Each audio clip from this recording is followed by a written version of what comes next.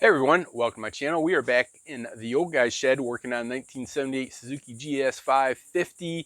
Left off last episode working on the carburetor, still working on the carburetor.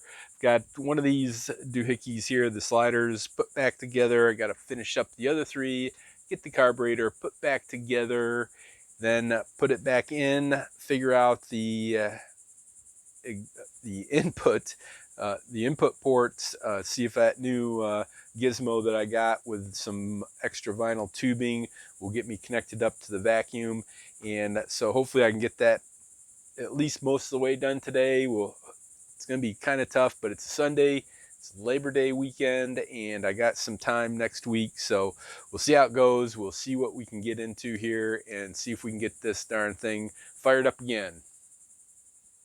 Alrighty then, let's get one of these together here and we'll see how this goes. So start off with one of these needle valve things here. Got to put a spring on it, and we put it into the slider here, pull it down a little bit. All right, yep, that looks pretty good. And then we'll put the other, it's got a little bit of a washer kind of spacer thing here, so that needs to go in on top of that. But we'll get the screws in this part here, if I can manage that without dropping anything. And we'll put the slider on the bottom of this, and we should be able to put this right in here, hopefully. So one of the things, I used one of the old needles here to go ahead and line up this extra hole on the side. It seems to help quite a bit. Then for screwdriver, there's only a very little bit of room in here, so try to get them started with this small Phillips head. Then in order to get the clearance in here, you can't use one of these the four-sided square ones or even the hex ones, because it just doesn't fit you. So you have to have a Phillips head with a round shaft on it in order to fit in there, and just in order to get them snugged down in there pretty good. I use that, and then to make sure they're in good, I put it on the edge of the bench here so that I can get some downward pressure on that screw and make sure it's just get the final tightness. There we go. So good deal. So I'll go ahead and get the other two here done, and then we'll start on reassembling the carburetor.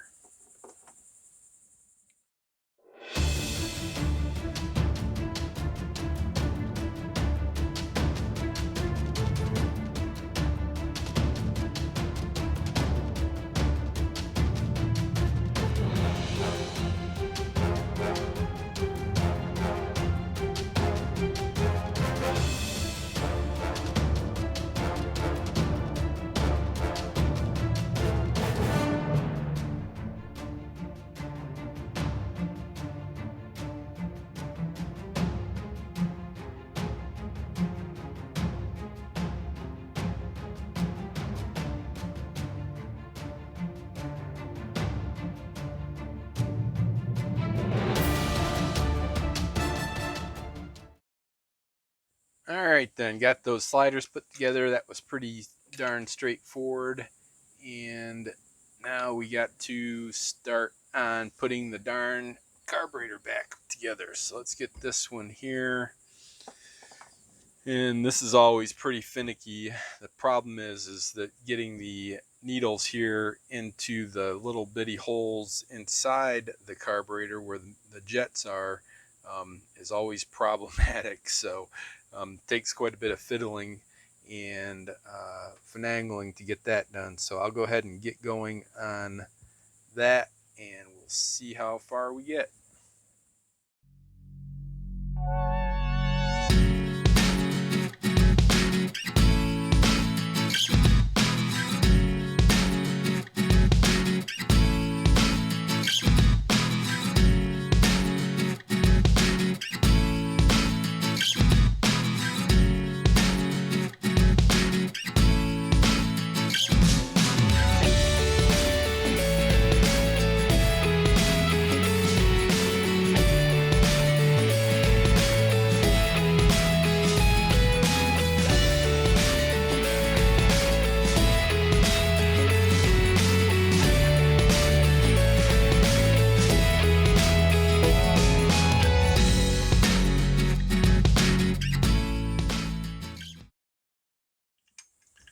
Alrighty then, either I got lucky on that, or else I've done it so many times that it's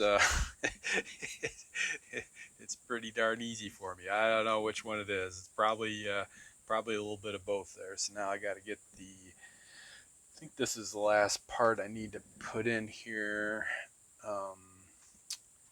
That can go on afterwards, and then we've got the nuts and stuff that go on top of the adjustment screws. So yep, so just got to get this shaft through.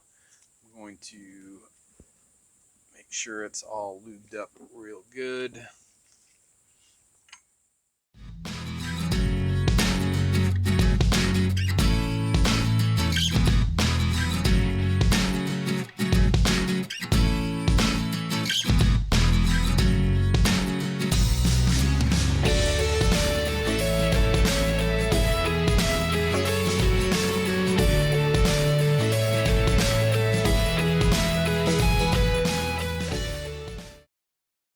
Alrighty then, that was a little bit stiffer than what I usually see. I'm not sure if the alignment's off, maybe a little bit, but at least as long as it turns and we can get the bolts in, that's all we worry about. So let's see. So we got that on, and now I think the best thing to do is to move it back out so I can get the darn screws, the screw holes lined up. I forgot to check to see where the where the holes in that shaft lined up so that I could get them screwed in. Let me get that back out so I can get something to hold on to.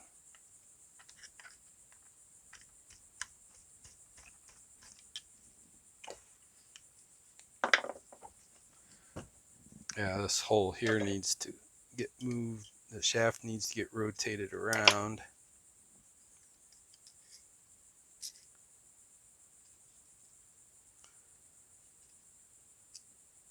That looks about right.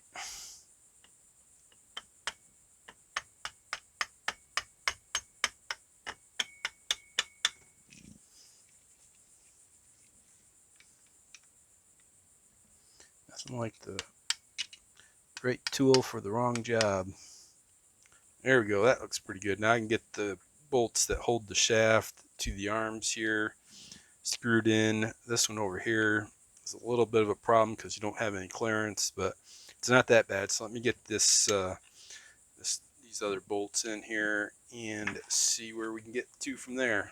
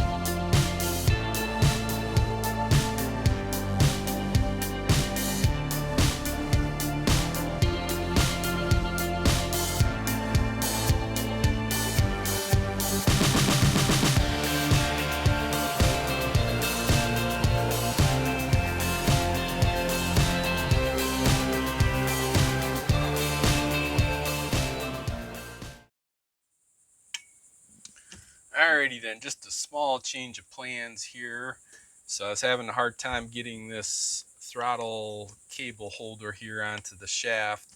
So I went and took the other ones out that I had, and that should give me enough room. That the problem is that with the other screws in the slider arms here, I couldn't rotate the shaft enough to get that one back in. And I remember having this problem before. The other thing I'm going to do is I'm going to change from one of the regular bolts with a hex head on it to a Phillips head screw. It's just a little bit shorter, but I think that should be okay, and it should allow me to have a lot better easy in and out on this particular one, because it is quite the bear to get that lined up with quite a bit of interference there. So we're going to try that. I think we should be okay, and we'll keep on going. All right then, I think this we got this part done here anyways. Looks like we're moving nice and smooth, and seems like we got good travel. Everything's smooth. So now the only thing I need to take a look at here is the gap. So the manual says that inside here, from the slider to the top, this would be the top of the carburetor, should be 0.5 to 1 millimeters. Now I don't know how you get in there and figure that out, because it's I think I'd have to make up some kind of gauge or something. And yeah, so I can move these and feel. They all feel about the same, I think. This one's a little low. That one is now too. heck of a way to do a check there, but it's about the only thing I can think of. So good. So yep. So I'll keep putting this back together. It's getting to be break time, so I'll go ahead and pause here, and we'll get this the rest of this carburetor put back together and put into the motorcycle. Alrighty then, we got this monster back together. Looks like everything's pretty good. I went through and double checked everything. We got good movement here on the sliders. Now I've left the washers and the nuts that lock these guys down off this time, so I think I'll go ahead and wait until we get it back on and get it started up before I put those back down. I think they were giving me the some of the problem. The threaded part here isn't what does the adjustment. It's the bigger part. Here's one of the ones off the donor. It's the bigger part at the bottom that gives the up and down for that for the slider assembly. So the top part of this is only to lock it. So I'm going to leave those off. The other thing I did was looking at these washers that go on it. They're pretty darn thick. So I made a quick trip up to the hardware store and got some other ones that aren't so thick. I don't know if you can see that, but see if we can use a little bit thinner washers there. I'm expecting they made them that thick just to limit what they think should have been the travel on the sliders adjustment. So anyways, I got the thinner washers just in case we want to use those. The only other thing I got left to do is to put on the real fuel hose, and I just got to find it because I know I got one to go on here, and then we'll go ahead and get started on putting this carburetor back in the motorcycle here this afternoon. Okay then, another day here out in the old guy's shed, and I've got the carburetor back on, the air box back on. Still need to get the filter holder back on, the battery, electronics on the other side, and that stuff put in. I did want to show you, I've got the new fuel hose, and this thing is pretty sweet fuel hose, braided on the outside, and a nice rubber end for the fuel, and it'll come up to the fuel tank that'll be right here. So it's real long now, but we'll go ahead and trim that up once we get the fuel tank in, and it'll be good for using the auxiliary fuel thing that I have there. Also, the other thing I wanted to show you was getting these doohickeys here installed. You can see I've got plenty of room here now, and I've got this thin vinyl tubing, and then so from the doohickey going in there, and then I've just got the next size bigger vinyl tubing going into there, and then another size up there, and then finally up to the vacuum gauges. The only thing I'm worried about here is with this small of vinyl tubing, the vacuum collapsing the tubing, but we'll see how that works, and see how that goes. If that doesn't work, we'll have to figure something else out. And the other thing, so I'm going to go ahead and get this back to this where I can start up the motorcycle again, and try to get as close as I can to the getting it all tuned up and adjusted and everything. And then I'm going to go ahead and this week finish putting it all back together, because I do want to, like I said before, I do want to get this out for a ride just to see where we're at. So I'll pause here. We'll get back working on this mess here, getting everything back installed so we can start it up again, and we'll see what trouble we get into then. Well, okie dokie then. I got most of this put back together in order to start it up. Did want to point out that I did actually get this, if you remember quite a few episodes ago, I was trying to figure out how I would redo this, and I actually had done some other kludge, but I realized that if I took the air taken box off here from the carburetor, that gave me enough wiggle room so that I could get these guys put back on properly. I did have to run up to the hardware store, and they didn't have quite the right length. This one here I had to put, like, I think 4 washers in, but then we got so we got them in back at least to where they're mostly like they are for the original. So yep, so I think we're all ready here, and I did start it up just a little bit ago, so this should fire right up. Almost. Let's give it a little idle there.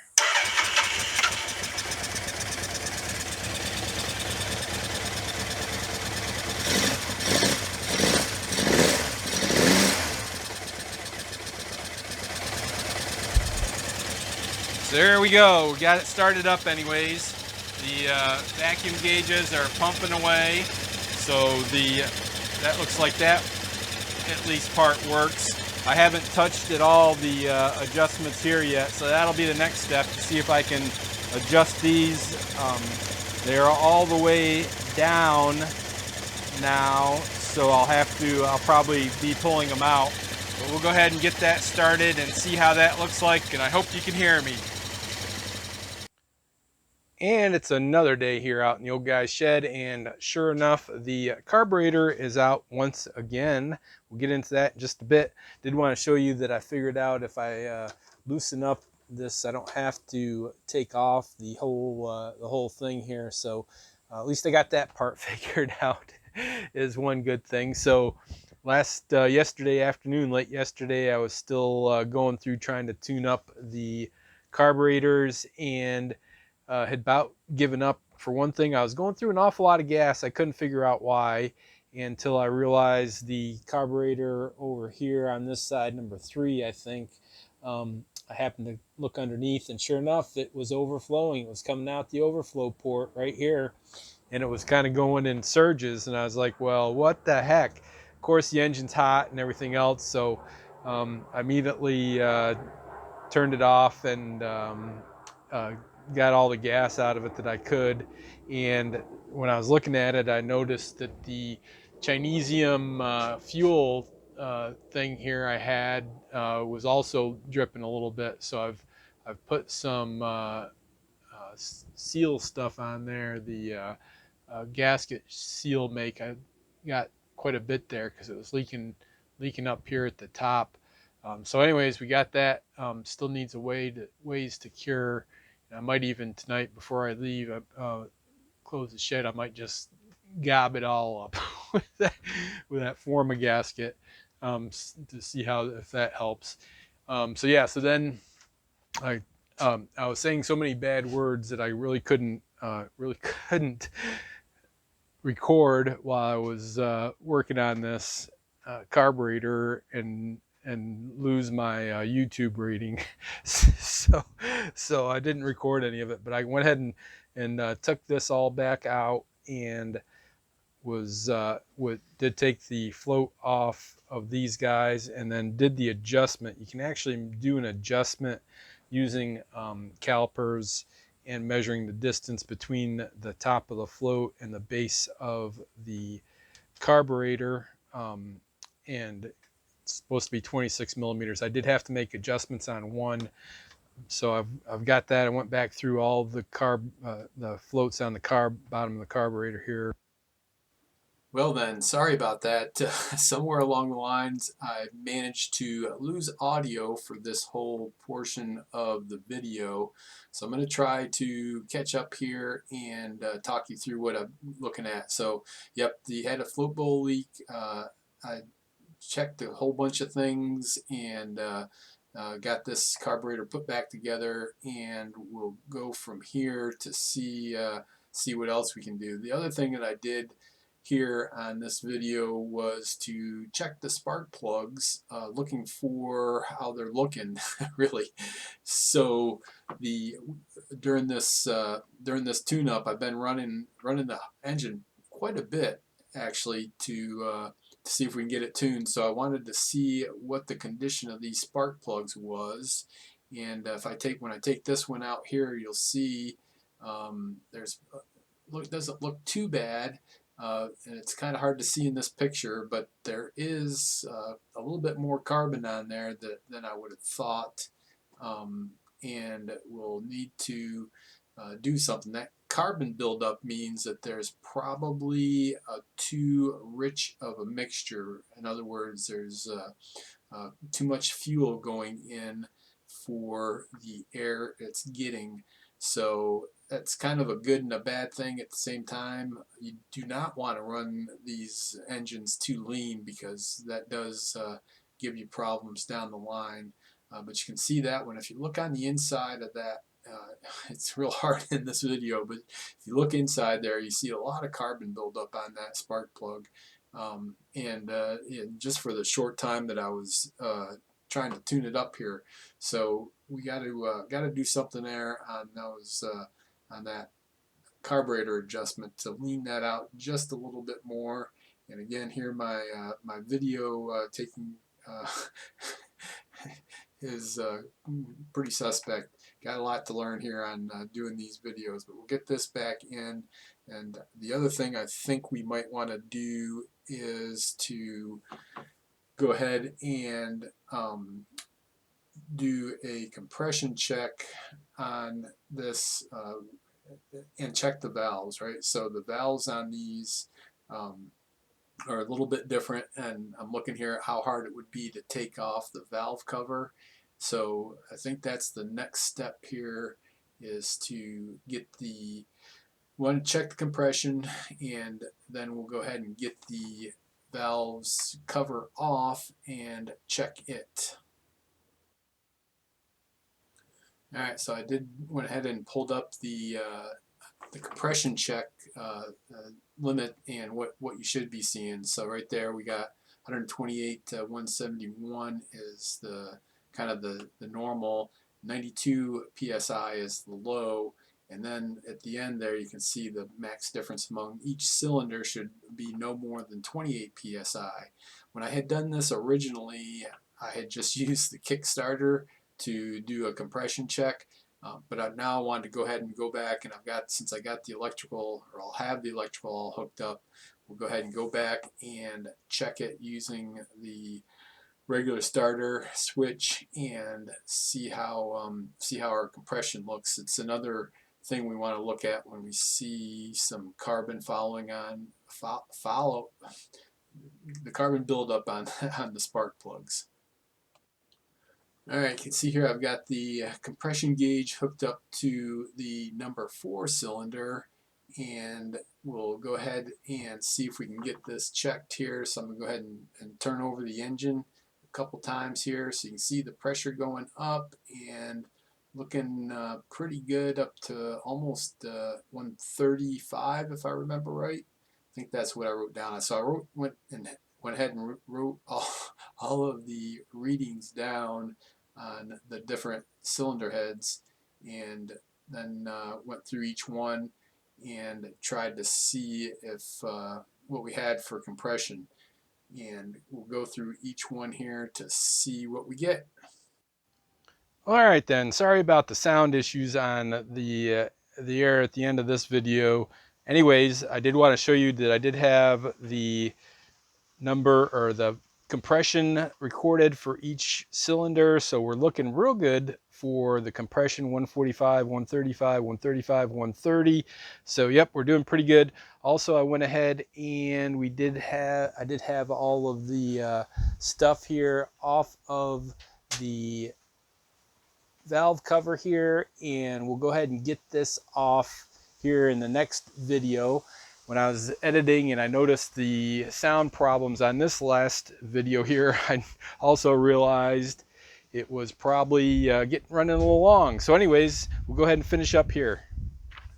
Okay then, for the next video, we'll be going ahead and taking off the valve cover, seeing if we can figure out what the valve clearance is, see if we need to do any adjustments there or how they look, and then we'll put that back together. The other thing I want to do is check out the float valves on that darn carburetor. I'm going to go ahead and hook it up to the gas and just leave it here on the bench to see if those float valves are working. Should be a fairly good test, but we'll see how that goes in the next video. Anyways, want to say thanks for watching, thanks for your support. Make sure you're hitting that like button. Please leave me comments, questions, suggestions down below. Please tell your friends about me. Please subscribe. Everyone, take care and be good.